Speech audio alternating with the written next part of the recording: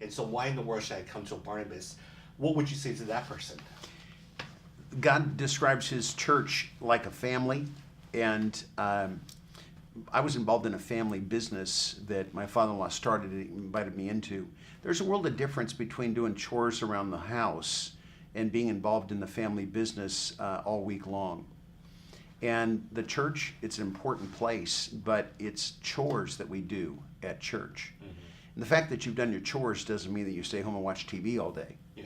It means that you're ready to go to work outside the home and make some value creation in what you do all week long.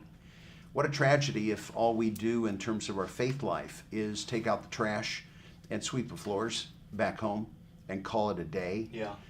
Jesus did not put us here to keep the janitorial work done by volunteers at church. Yeah.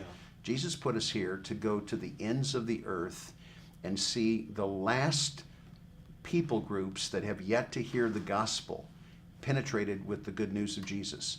And all of the follow-up work that goes from my own curb to that last people group is where the kingdom is engaged.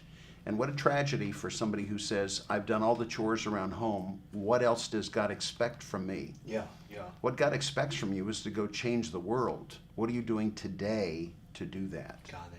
And your thoughts on that? I always kick back too with the question back to them is, well, are your talents? Mm-hmm. You know, you're doing a lot at church and that's wonderful and great, but are the talents, your God-given talents that you're using to make a difference Monday through Friday, are they being exploited for the kingdom of God? And 90% of the time when I've asked that question, then people will say, no, it's not. And so it's like, great, we'll come into the Barnabas group. Because the church is probably not where you can have that opportunity to exploit your gifts. But the Barnabas group, you will have that opportunity. Tommy, we know this from our business and professional lives. For leaders, if you're doing something that someone else can do, you're leaving undone something that only you can do. That's good. And if someone else can replace you, your next move as a leader is to get that replacement, get them trained, and hand it off to them. Yeah. Because what's waiting for you is what only you can do. Mm-hmm. The tragedy is that we live by that mantra during our Monday through Friday career lives.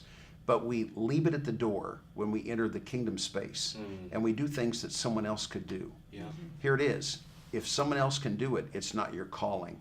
Mm-hmm. You're called to do something that no one can do the way God made you to do it. Got it.